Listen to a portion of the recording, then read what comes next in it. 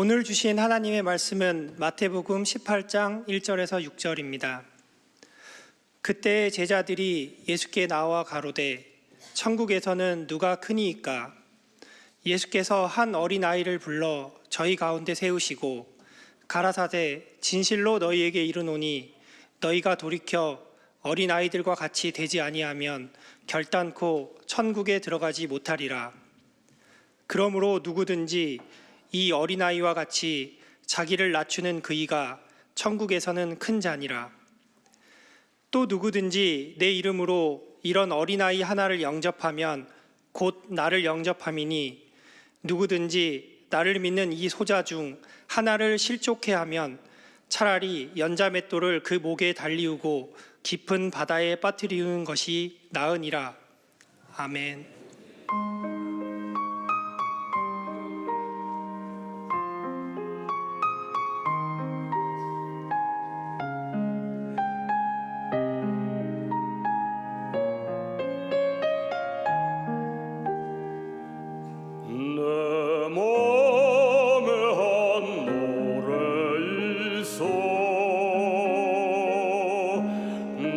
즐겁게 늘 부르네.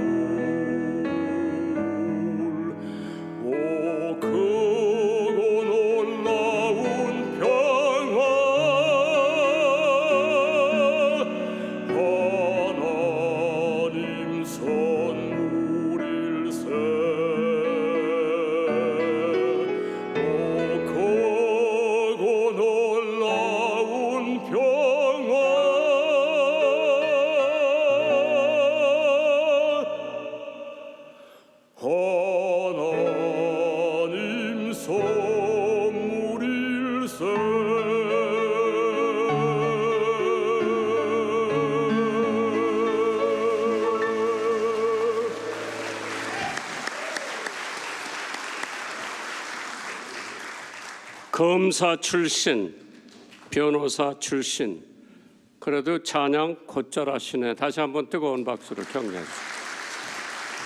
주세요.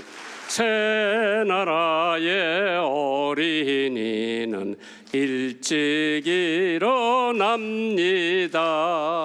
어린이들 위해서 한번 뜨거운 박수요. 오늘 설교 제목은 어린이같이 되라. 1년에 한 번씩 어린이 주일을 정해놓고 이때마다 어른들은 어린이를 중요하다고 생각하게 되고 관심을 갖게 됩니다. 그러나 제가 생각할 때 어린이 주일은 매주일이 어린이 주일이 됐으면 좋겠어요. 아멘 하는 사람이 하나도 없다. 매일이 어린이날이 됐으면 좋겠고요. 3월은 바람이라고 그러죠. 4월은 봄이라고 그러고 5월은 꽃이라는 말이 있습니다. 본래 어린이 주일이 6월 달에 있었습니다. 6월 달에는 꽃이 없기 때문에 5월 달로 땡긴 것은 5월 달에는 역시 꽃이 많은 달입니다.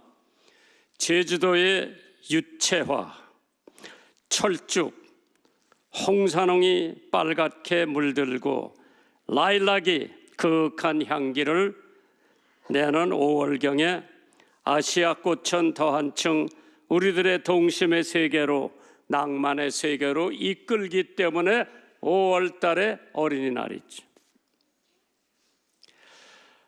5월 달에 어버이날이 있고요.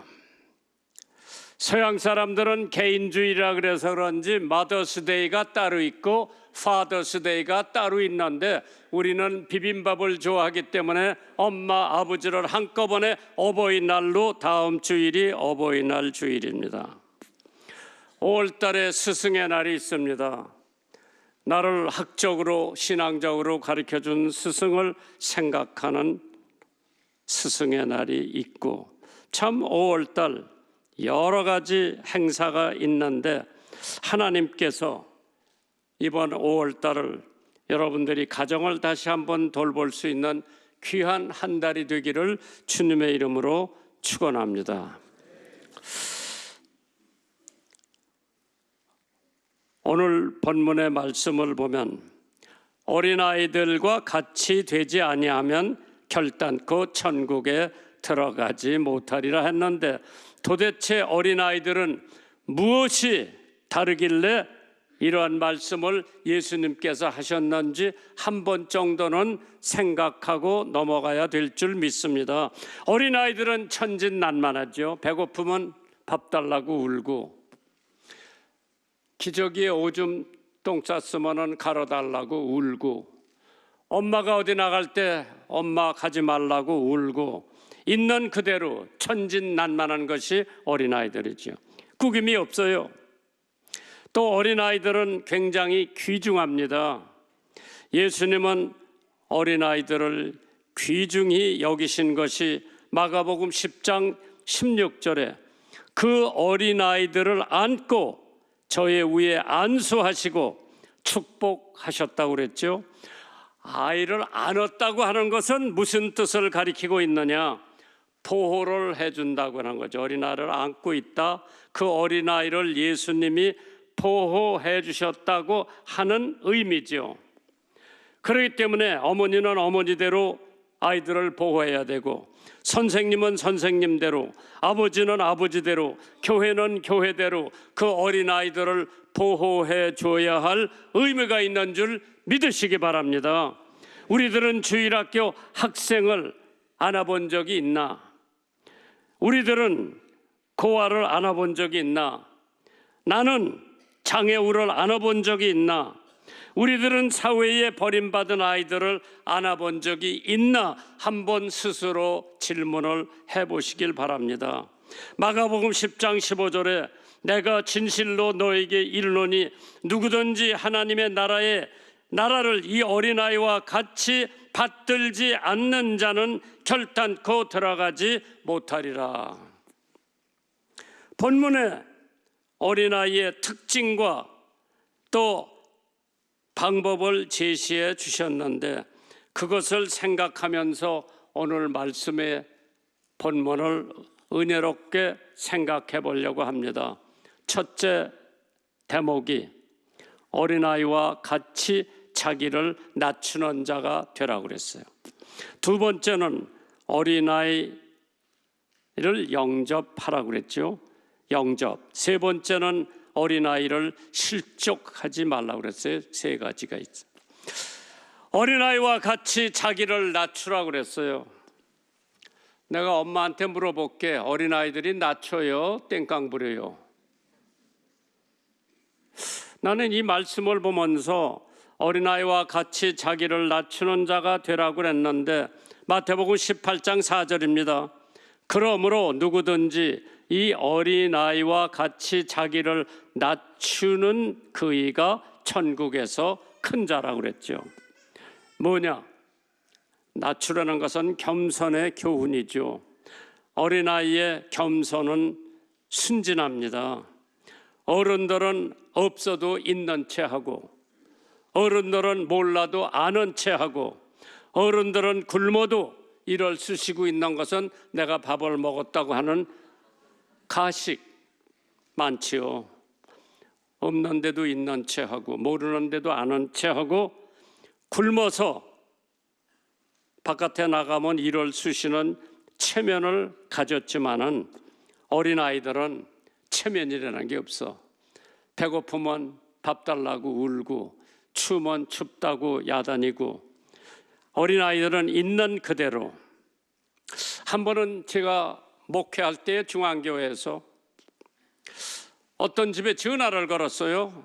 5살 먹은 아이가 전화를 받더라고. 예, 엄마 집에 계시냐? 좀 바꿔달라고 그러니까 잠깐만요. 엄마, 담임 목사님 전화 왔어요. 야, 엄마 없다 그래. 엄마 없다 그래. 걔가 순진하게 나와서 목사님 우리 엄마가 그러는데요. 우리 엄마 집에 없다고 그래래요. 있는 그대로.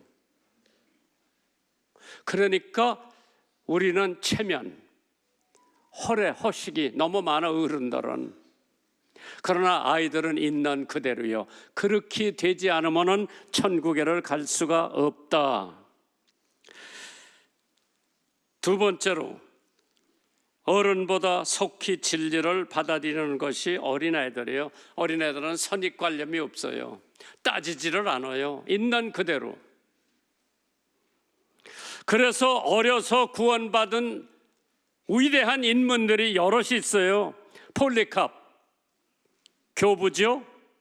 용감한 초대교회의 순교자인데 9살 때 개종을 하고 예수를 믿었다고 그래요. 자나튼 에드워드, 미국의 성직자 중에서 가장 뛰어난 지성인입니다. 7살 때 예수를 믿었고, 젠센도프라고 하는 사람, 모리비안 지도자는 4살 때 구원을 받았다고 합니다. 매튜 헨리, 위대한 주석가, 그도 4살 때 예수를 믿고 구원을 받았다고 그러죠. 찰스 스퍼전, 영국의 대설교가는 12살 때 예수 믿고 구원을 받았다고 합니다. 세계적인 전도자 빌리그램 목사님은 17살 때 예수 믿고 구원을 받았다고 합니다. 잘 들어보세요. 미국의 유명한 의학 박사 MRT 한이라고 하는 사람이 이렇게 얘기를 했어요. 35세 이후에는 5만 명 중에 1명이 예수를 영접했더라. 35살 먹은 사람 손 한번 들어보세요.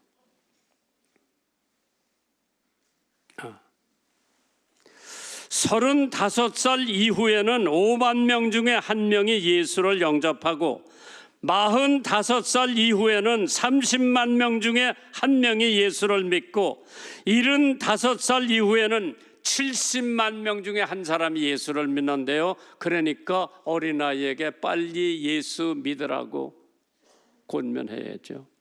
여기 강 목사님 손자가 있어. 2살 먹었는데 예수 어디 있어? 그럼 자기 마음에 있대요. 걔가 뭐 예수의 교리를 뭘 알아요? 누가 그렇게 가르쳤을 거예요? 예수님 어디 있어? 마음에 있다고.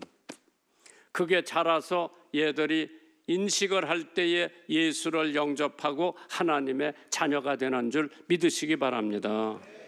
여기 어린아이들이 많이 오는데 어른들 예배에 지장이 있으니까 데리고 나가라고 그러더라고. 내가 그래, 데리고 나가지 말고 그대로 안고 있으라고 그랬어. 왜? 여기 조그만 애 하나가 헌금 들고 나오더라고 늘. 걔는 이 다음에 자라서 장로가 될 테니 두고 보세요. 또 어느 집 아이는 하나 여기 앉아서 찬양 지휘를 하더라고. 걔는 틀림없이 음악가 찬양 지휘자가 될 거예요. 또 2살 먹은 놈, 4살 먹은 놈 가만히 보니까 얘들은 꼭 목사 타입이요. 어려서 교회 데리고 나와서 설교 말씀이 뭔지도 모르면서 성찬식이 뭔지도 모르면서 엄마 아빠 따라서 그냥 하니까 이거는 예수 믿는 사람들이 하는가 보다. 하나님께서 걔들이 어느 다른 교회 가니까 애들 들어오지 못하게 하더라. 그러니까 그 조그만 애가 뭐라 그랬는지 알아요? 난 안디옥 교회가 좋아. 이 교회는 나빠. 왜? 못 들어오게 한대 교회. 어린애들 예배 보는 데 가서 보라고. 어른들 있는데 못 들어온다고. 내가 미국서 유학하고 돌아와가지고요, 당신 교회 몇 명이 모여요? 700명이 모이는데 주일학교, 유년, 중고등학교 빼고 700명이 모인다 그러더라고. 왜 걔들을 빼는지 모르겠어. 성경에 보니까 5,000명을 먹였을 때는 여자하고 아이들 빼놓고 남자만 5,000명이 먹었다고 그러죠. 아마 유태 사람들은 개수에 남자만 집어넣고 여자는 애들은 안 넣는 것 같은데, 난 중앙교회 목회하면서 목사님네 교회 몇 명 나와요? 2,000명 나와요. 애들까지 다 합쳐서. 또 은마 후에 또 물어보면 3,000명 나와요. 4,000명 나와요. 5,000명 나와요. 나는 갓난아기까지 다 쳐서 개수에 집어넣어요. 왜? 걔들이 왜 중요하지 않아요? 한국 교회에서 어른들만 중시하는 것은 11조 내고 헌금 내고 애들은 돈을 못 내니까 덜 중요한 줄 생각을 하고 있는데, 사람은 엄마 뱃속에서 버텀 개수에 들어가야 되는 줄 믿으시면 아멘 하시기 바랍니다.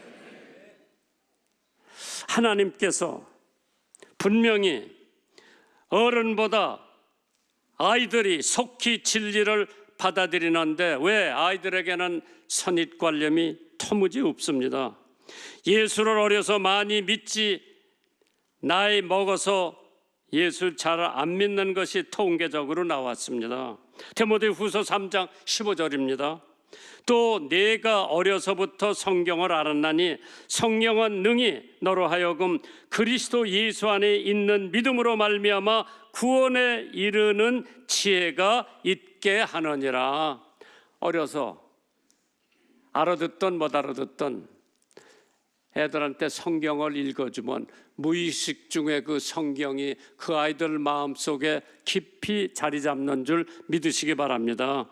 어려서 부모들은 꼭 1등 해라, 꼭 성공해라, 꼭 공부 잘해라, 그런 소리 많이 했을 거예요. 물론 1등 하면 좋지요. 우등하면 좋지요. 그러나 나폴레옹이 자기 반에서 몇 등 했는지 아십니까? 송장로님, 그죠? 홍장로님. 모르지. 나도 몰라. 내 책 보니까 나폴레옹은 자기 반에서 42등을 했대요.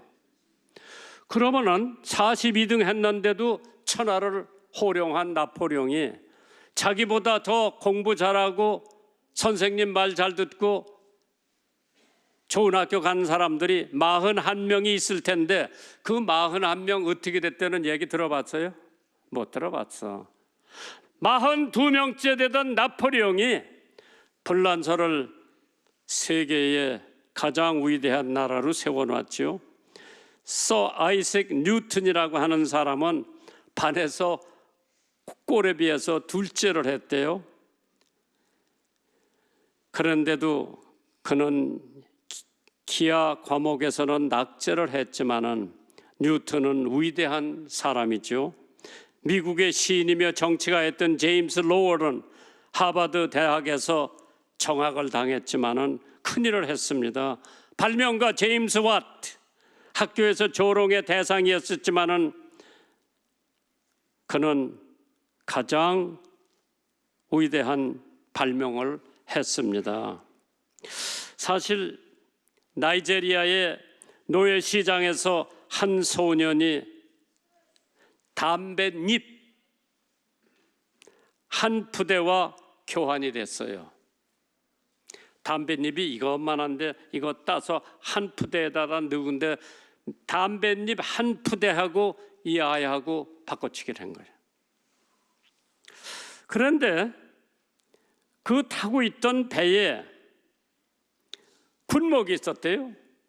그 군목이 그 아이 눈초리가 청명하게 보여 소년의 장래성을 보고 자기 양자로 삼았어요. 그래가지고 교육과 철저한 신앙 훈련을 시켰습니다. 30년 후에 어느 날 나이지리아 교회 최초의 감독으로 취임 예배를 드리게 되었답니다. 참 그는 감독이 돼서 세계적인 성사학자며 민족의 지도자 사무엘 크로스웨더라고 하는 사람. 그런데 이 사람은 바로 30년 전 노예에서 군목에게 양자로 성책을 받았던 손이었습니다. 하나님께서 사람이 사람을 만나면 역사가 일어나고 하나님을 만나면 기적이 일어난다고 했는데 마태복음 18장 2절입니다. 예수께서 한 어린아이를 불러 저의 가운데 세우시고 가라사대 진실로 너에게 이르노니 너희가 돌이켜 어린 아이들과 같이 되지 아니하면 결단코 천국에 들어갈 수가 없다. 그러니까 우리가 천당 가서 깜짝 놀라는 사건이 여러 가지가 있다고 그랬죠. 저 사람은 꼭 천당에 왔어야 되는데 안 왔네. 가보니까 아유 저런 사람은 천당에 못 갈 줄 알았는데 천당에 와서 놀랬고, 오늘 여러분과 제가 한번 우리 스스로를 돌이켜 봤을 때에 과연 나가 어린아이와 같이 순수하고 겸손한 자가 되었나? 그래야 천국을 갈 수 있다. 두 번째 대목입니다. 어린아이를 영접하라고 했어요. 마태복음 18장 5절입니다. 또 누구든지 내 이름으로 이런 어린아이 하나를 영접하면 곧 나를 영접하는 거라. 어린아이를 영접하는 사람은 예수를 영접하는 사람이요 하나님을 영접하는 사람이요 성령을 영접하는 사람이라. 어린아이들은 그대로 받아들이라는 뜻이죠. 사실 우리는 어린아이를 그냥 빨리빨리 크게 하려고 난리를 때리는 부모가 있는데 어린아이들은 그냥 어린아이들대로 그대로 키우는 게 좋죠. 너무 빨리 키워도 안 좋고 너무 늦게 키워도 안 좋고, 그래서 장년을 중요시하는 경향 때문에 부산의 주일학교 학생이 6,000명 내지 7,000명이 나오는 교회가 있다고 해서 제가 중앙교회 있을 때 전도사들을 보내봤어요. 가서 배워갖고 와라. 왜? 그 교회는 유년주일학교가 6,000명, 7,000명이 모인다는데. 어린아이들에게는 어린이 교육을 시켜야 됩니다. 어린이 교육을 시키려고 하질 않고 빨리빨리 키워서 어른 교육을 시켜보려고 노력을 하는데, 한 번은 어떤 엄마가 첫 아들을 출산해가지고 병원에서 자기 남편한테 전화를 해요. 여보 빨리 대백화사점을 사다 놓으라고 그러고. 왜? 자기 아들 빨리 백화사전 봐서 위대한 인물이 되기 위해서. 또 뭐를 옆에 집에다가 저기를 하라고 그러고. 야, 대형 사전 안 본 사람도 크게 될 수 있고 본 사람들도 별 볼 일 없을 수가 있죠. 하나님께서 어린아이들을 어떻게 취급을 하느냐. 어떤 미국 성도 한 분이 자기 교회를 걸어가는데 소년 4사람이 길에서 놀고 있어서 그 아이들 4살 데리고 주일학교 가서 자기가 가르치기 시작을 했어.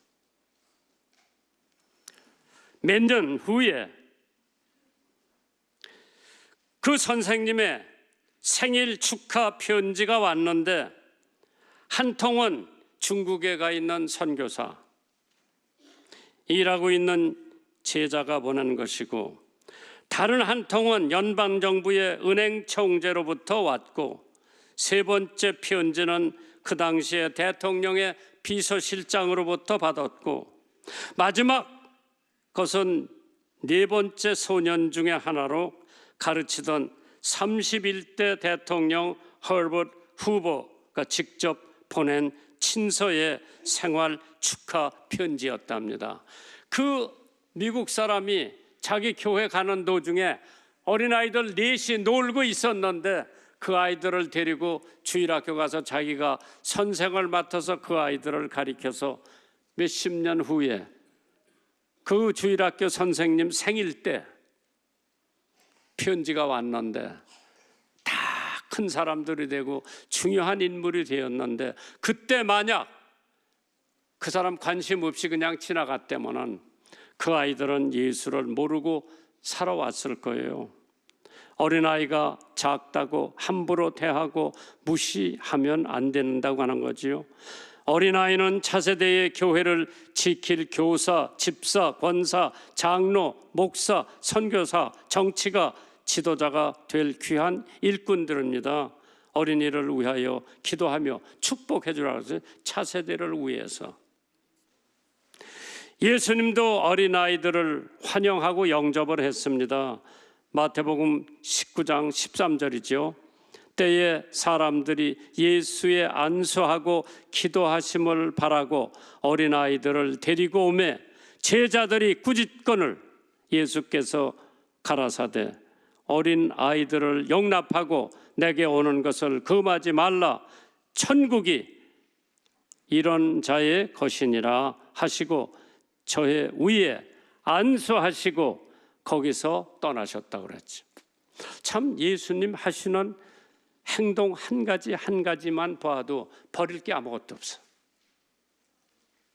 무심코 길에서 노는 애들 4살 데리고 주일학교 가서 애들을 가르쳐서 후에 대통령까지 만들었다고 하는 것은 위대한 하나님의 역사인 줄 믿으시기 바랍니다. 참 우리가 흔히 볼 수 있는데 벤자민 웨스라고 하는 사람이 역사화를 그린 신고 전주 계열의 화가, 미국의 벤자민 웨스트. 이 아이가 어린아이 때 자기 누이 동생 초상화를 그린다고 물감을 그냥 이리저리 해가지고 엄마가 시장 같은 틈에 그린다고 그냥 집을 엉망으로 만들어놨어. 엄마가 시장 갔다 와서 그 집이 물감으로 엉망이 된 걸 보고 야단을 칠 줄 알았는데 벤지먼한테 야, 네가 이 그림 진짜 네 누이 동생 같이 똑같이 그렸다. 참 장하다. 그 말을 듣고 그 사람은 용기를 잃고 위대한 예술가가 됐다고 그랬죠. 벤지먼은 내가 세계적인 화가가 될 수 있었던 것은 그때 부모님의 격려와 입맞춤 때문이었다고 고백을 합니다. 애들이 조금 잘못했다고 막 남을 하지 말고 남을 하더라도 사랑으로 남을 하고 반드시 사랑으로 껴안아줘야 되는데 에베소서 6장 4절이죠. 또 아비들아 너의 자녀를 노엽게 하지 말고 오직 주의 교양과 훈계로 양육하라고 했습니다. 세 번째 대목이 때문에는요, 어린아이를 실족시키지 말라고 그랬어요. 마태복음 18장 6절입니다. 누구든지 나를 믿는 이 소자 중 하나를 실족케 하면 차라리 연자 맷돌을 그 목에 달리우고 깊은 바다에 빠뜨리우는 것이 낫다고 했습니다. 하나님의 말씀이 무서운 말씀이죠. 내가 어린아이 하나를 실족시켰다고 연자 맷돌을 메고 바다에 빠지라고 하는 것은 참 과격한 말씀이지만은 여기 실족이라는 뜻이 영어로 stumble, 그렇지 않으면 sin, 죄라고 하는 것으로 낱말로 번역이 되어 있습니다. 우리나라 말로는 실족이라고 번역이 되어 있죠. 그래서 이게 만약 실족시키는 것이 죄라고 할 것 같으면은 그 도대체 죄가 뭔가 한 번 정도 짚고 넘어가야 되지 않겠어요? 사람들은 죄를 우연의 사고라고 합니다. 하나님은 죄를 증오라고 합니다. 사람들은 죄를 커다란 실수라고 합니다. 하나님은 죄를 무지라고 말씀하십니다. 사람들은 죄를 결함이라고 합니다. 하나님은 죄를 병이라고 합니다. 사람들이 죄를 황홀한 것이라고 합니다. 하나님은 죄를 불행이라고 하십니다. 사람들은 죄를 사치라고 합니다. 하나님은 죄를 부패라고 합니다. 사람들은 죄를 자유라고 합니다.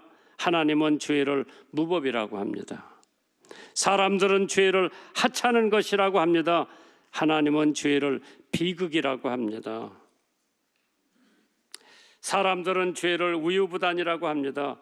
하나님은 죄를 왜고비지라고 합니다. 요한계시록 18장 5절에 그 죄는 하늘에 사무쳤으며 하나님은 그의 불의한 일을 기억하신다 그랬어요. 우리의 죄가 하늘에 사무친다. 그 죄가 사함받지 않으면 우리는 절대로 하늘나라 갈 수 없는 존재가 되고 말 것입니다. 어떤 아들이 어려서부터 말하기 시작할 때 아빠, 나 아빠의 회사에 한번 가보고 싶어. 야, 6살 때까지만 기다려라. 6살이 되는 날 내가 너를 데리고 회사에 가겠다. 4살 때도 안 데려가고 5살 때도 안 데려가고 6살이 되니까 이 아이는 보통 깨어 일어나는 아이인데 그날은 자기 혼자 벌써 깨가지고 일어나서 세수 다 하고 옷 다 입고 신발 다 신고 기다리고 있어요. 엄마가 너 어디 가려고 이렇게 벌써 기다리냐? 내 6살 되면 아빠가 나 아빠 회사 데려간다고 그래서 지금 기다리고 있는 거라. 어린이들한테는 속일 수가 없어요. 약속해도 지켜야 돼요. 아버지가 그 얘기를 듣고 그래 가방을 들고 자동차를 타고 6살 먹은 아들을 데리고 출근을 합니다. 그 아버지가 그 회사의 사장이요. 그러니까 뭐 직원들이 다 사장 아들 왔다고 뭐 캔디도 주고 뭐 굉장히 잘해줬어요. 근데 그 아이 6살 먹은 애는 거기에 관심이 없어. 뭐에 관심이 있는 거니? 아버지가 점심 때 어디서 점심을 드시나 그게 관심이야. 점심 때가 되니까 아버지가 아들을 데리고 늘 가던 식당에 갑니다. 주문을 합니다. 아버지가 주문 다 하고 그 아들이 웨이트러스가 와서 꼬마 사장님은 뭘 드시겠어요? 나는 우리 아빠 먹는 거 똑같이 주세요. 그 다음에 음료수를 주문하잖아요. 사장님 오늘 음료수를 뭘 드릴까요? 항상 드시는 걸 드릴까요? 그러니까 아니요. 오늘은 우유를 주세요. 꼬마 사장님은 오늘 음료수를 뭐 마시겠어요? 우리 아버지 마시는 거 주세요. 보통 아버지는 맥주 한 잔을 마시면서 점심을 먹는데 그날 만약 자기가 맥주를 달라고 했으면 아들 6살 먹은 애도 맥주를 달라고 그랬을 거예요. 애들은 어른들 하는 대로 따라가요. 잘 키우세요. 어린이 주일이에요. 하나님께서 신명기 4장 40절에 오늘 내가 내게 명하는 여호와의 규례와 명령을 지키라. 너와 내 후손이 복을 받아 네 하나님 여호와께서 네게 주시는 땅에서 한없이 오래오래 살리라. 자녀를 성경적으로 키우는 10가지 계명이 있다고 합니다. 첫째, 긍정적인 말로 격려하고 용기를 심어주라. 두 번째, 부모의 목표를 강요하지 말고 자녀의 꿈을 존중하라 그랬어요. 어떤 집에 가보니까 그 딸을 그냥 피아노 시키려고 그렇게 하는데 얘는 피아노에 취미가 없어. 매를 맞아가면서 피아노 선생한테 가서 배우는 데는 죽어도 피아노 안 친다고 그러는데 강요하지 말라고 그러지. 세 번째, 그리스도를 닮은 생활의 본을 자녀에게 보여줘라. 네 번째, 자녀들을 무시하지 말고 인격적으로 대하라고 그랬죠. 다섯 번째, 일시적인 감정으로 자녀에게 매를 들지 말라고 그랬죠. 다섯 번째, 자녀에게 심한 정신적인 스트레스를 주지 말라고 그랬어요. 아마 요셉이는 나한테 스트레스 많이 받았을 거예요. 혼혈아로 태어나지 않았으면 스트레스 하나도 안 받았을 거예요. 왜? 이 나라에서 혼혈아로 태어나가지고 정상적인 사람이 되는 건 굉장히 어렵죠. 지금은 뭐 다문화 가족이라고 격려해주고 정부에서도 뭐 도와주고 난리인데 요셉이가 자랄 때는 다문화라는 게 없었어요. 그래서 여기서 정상적으로 생활을 하려면은 매도 맞아야 되고 아마 스트레스 좀 받았을 거예요. 일곱 번째로 자녀의 요구를 무작정 거부하지 말고 선별하여 판단하라 그랬어요. 여덟 번째, 큰 실수를 했을 때는 비록 자녀 앞이라도 사과하세요.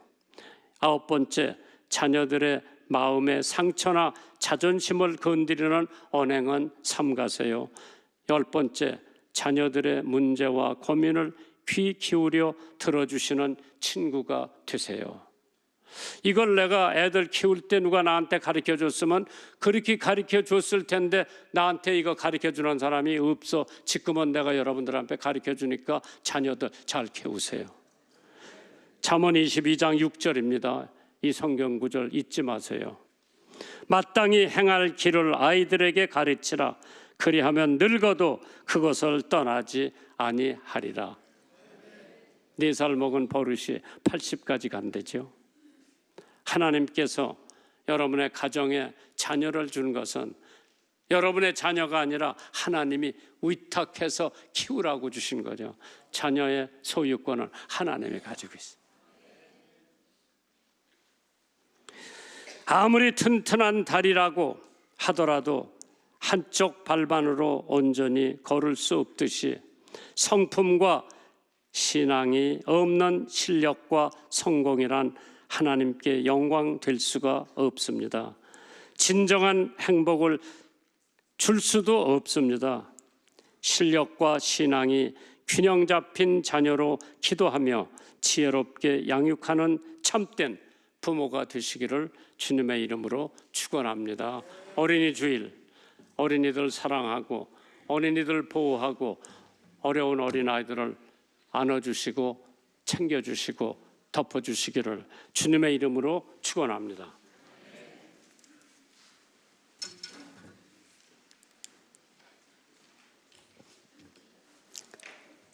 사랑의 하나님 아버지, 오늘도 저희에게 새로운 하루를 허락하여 주시고 주님의 은혜 속에 살아가게 하심을 감사를 드립니다. 주님께서 저희 삶을 붙들어 주시고 필요한 모든 것을 채워주심에 감사를 드립니다. 이 시간 은혜에 감사하여 예물을 드립니다. 11조와 감사 예물, 주일 예물, 여러 제목으로 드린 예물이 쓰이는 곳마다 주님의 영광이 드러나게 하시고 주님의 복음이 널리 전파하게 하옵소서. 예수 그리스도의 이름으로 기도드립니다. 아멘.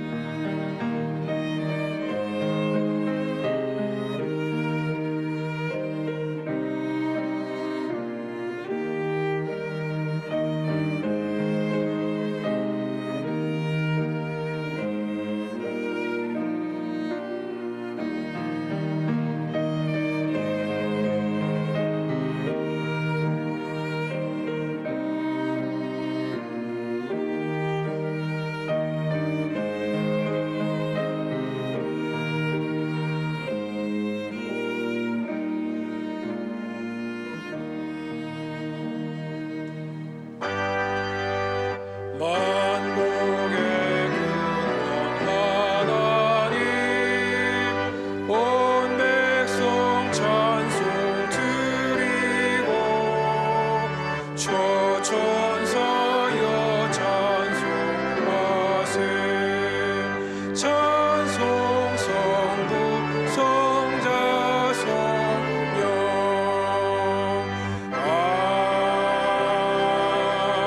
아멘. 찬송가 예수께로 가면 1절과 3절 찬송하시겠습니다.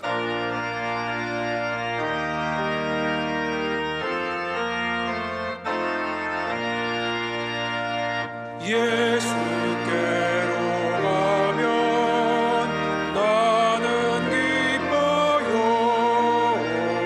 걱정 근심 없고 정말 즐거워. 예수께로 가면 나는 기뻐요. 나와 같은 아이 부르셨어요. 예수께로 가면 손을 붙잡고 어디서나 나를 인도하셔요. 예수께로 가면 나는 기뻐요. 나와 같은 아이 부르셨어요.